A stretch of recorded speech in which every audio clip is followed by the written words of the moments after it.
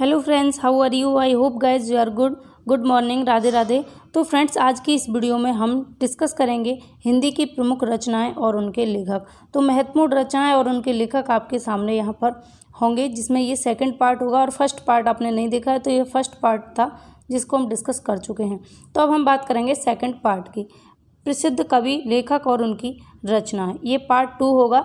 तो इसमें आने वाली जितनी भी रचनाएं हैं बहुत इंपॉर्टेंट है, मोस्ट इम्पॉर्टेंट रचनाएं हैं। एक से एक रचनाओं का यहाँ पर मैं आपके लिए संग्रह लेकर आई हूँ। तो चलिए हम डिस्कस कर लेते हैं आज की इस वीडियो के बारे में। तो आपके सामने पहली रचना है ग्राम के गीत। ग्राम के गीत पहली रचना है, दूसरी है ममता और तीसरी है पुरस्कार, चौथी है गुंडा। अब इसके रचनाकार कौन कौन है ये देखेंगे। ग्राम के गीत, इसके रचनाकार हैं रामनरेश त्रिपाठी। ममता के रचनाकार हैं जयशंकर प्रसाद। पुरस्कार के रचनाकार भी जयशंकर प्रसाद हैं और गुंडा के रचनाकार भी जयशंकर प्रसाद हैं। तो ग्राम के गीत किसने लिखी थी? रामनरेश त्रिपाठी ने। ममता किसने लिखी थी? ये भी जयशंकर प्रसाद ने। पुरस्कार किसकी है? जयशंकर प्रसाद की। और गुंडा जयशंकर प्रसाद की। ममता, पुरस्कार, गुंडा ये किसकी हैं? जयशंकर प्रसाद की। और ग्राम के गीत किसकी रचना है? रामनरेश त्रिपाठी की। अब हम आगे बात करेंगे। तो अगली हैं आपके सामने अमृत और विष। नेक्स्ट है हल्दी घाटी। नेक्स्ट पंच परमेश्वर और साहित्य लहरी। अब इनके लेखक या रचनाकार देखते हैं। अमृत और विष के रचनाकार हैं अमृतलाल नागर। हल्दी घाटी के हैं श्याम नारायण पांडे। पंच परमेश्वर के हैं मुंशी प्रेमचंद। साहित्य लहरी के हैं सूरदास। तो ध्यान रखना है आपको, अमृत और विष किसकी है? अमृतलाल नागर की है। अमृत से अमृतलाल नागर, तो अमृत से क्या हो गए? अमृतलाल नागर। हल्दी घाटी किसकी है? श्याम नारायण पांडे की। पंच परमेश्वर मुंशी प्रेमचंद की है। जो एक 5th क्लास में एक चैप्टर है, 5th क्लास का चैप्टर है पंच परमेश्वर, जो मुंशी प्रेमचंद के द्वारा रचित ये रचना है, जिसमें आपने पढ़ी होगी खाला और जुम्मन वाला जो चैप्टर है पंच परमेश्वर का, बहुत महत्वपूर्ण है और कई बार एग्जाम्स में पूछी गई है। छोटे छोटे जो बच्चों की बुक्स हैं उनके अंदर ये रचनाएं ज़्यादातर पाई जाती हैं और यहीं से आपके बेस बनता है आपका, और एग्जामिनर यहीं से क्वेश्चन पुट करता है, क्योंकि आप पिछली चीज़ों को कभी भी मुड़कर नहीं देखते। साहित्य लहरी, इसके रचनाकार हैं सूरदास। आगे चलते हैं और अगली रचना है कवित्र रत्नाकर। नेक्स्ट है निराला की साहित्य साधना। अगली है एक मुलाकात और इससे अगली है आधे अधूरे। तो कवित्र रत्नाकर, इसके रचनाकार कौन हैं? सेनापति। निराला की साहित्य साधना रामविलास शर्मा। एक मुलाकात दिलीप रंगवानी जी। और आधे अधूरे नाटक है ये, और इसके लेखक हैं मोहन राकेश। तो फ्रेंड्स, आपको ध्यान रखना है, बहुत महत्वपूर्ण है ये कवित्र रत्नाकर। इसके रचनाकार हैं सेनापति। निराला की साहित्य साधना, रचनाकार हैं रामविलास शर्मा। मोस्ट इम्पॉर्टेंट रचना है निराला की साहित्य साधना, कई बार पूछी जा चुकी है एग्जाम्स में। एक मुलाकात ये है दिलीप रंगवानी जी की। आधे अधूरे नाटक है मोहन राकेश का। तो मोस्ट इम्पॉर्टेंट है, सभी को स्टार करके रखिए। अगला, मैं उस जनपद का कवि हूँ। नेक्स्ट है बादलों को घिरते देखा है। नेक्स्ट तुमने कहा था, एक है तुमने कहा था और एक है उसने कहा था। और नेक्स्ट है पुरानी जूतियों का कोरस। मैं उस जनपद का कवि हूँ पहली रचना है और इसके लेखक हैं त्रिलोचन।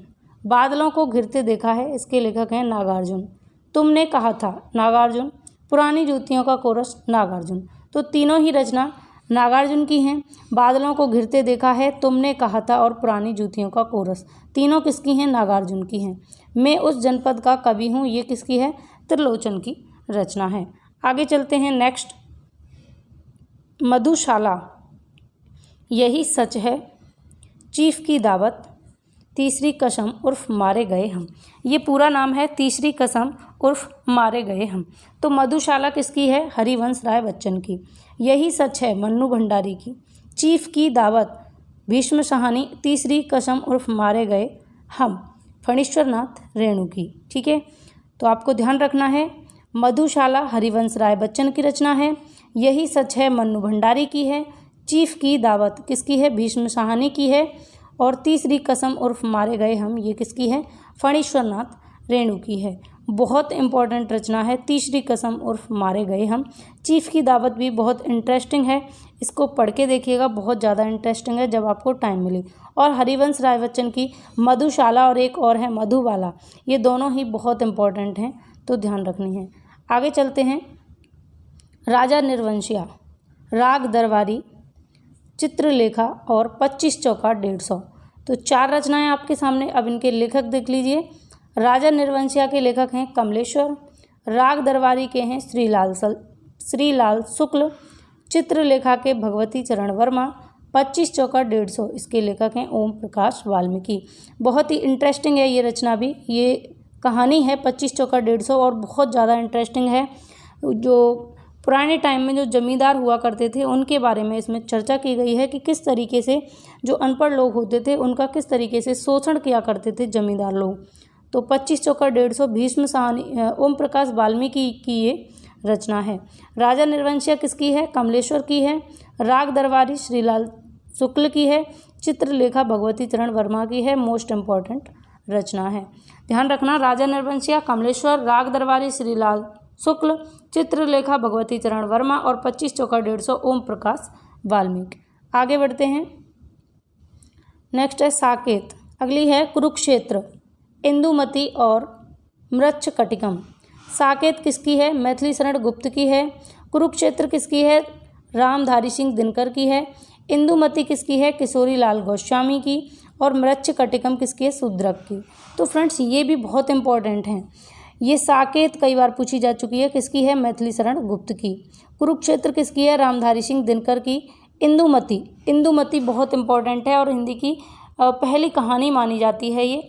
तो किसकी है? किशोरी लाल गोस्वामी की है। ये तो सबको ध्यान रहता है कि हिंदी की पहली कहानी इंदुमती को माना जाता है, लेकिन ये ध्यान कम रह पाता है कि ये किसकी रचना है। ध्यान रखना, किशोरी लाल गोस्वामी की ये रचना है।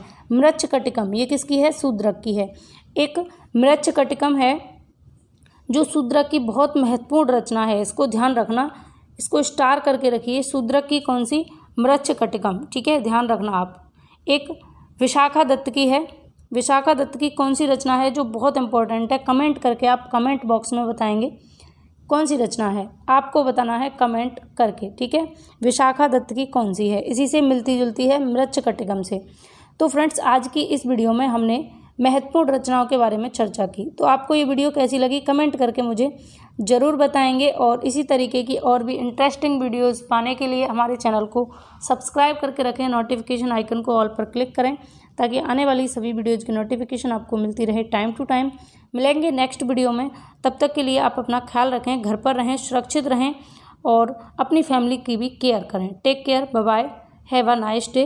और 11 बजे जो क्विज आपके लिए हिंदी की आने वाली है उसको अटेंड ज़रूर करें। ज़्यादा टाइम की नहीं होती है, 10 मिनट के अंदर आपकी क्विज हो जाती है, जिससे आपके कम से कम 25 से 30 क्वेश्चन रेडी होते हैं। तो उसके लिए आप 10 मिनट ज़रूर निकाला करें। Take care, bye bye.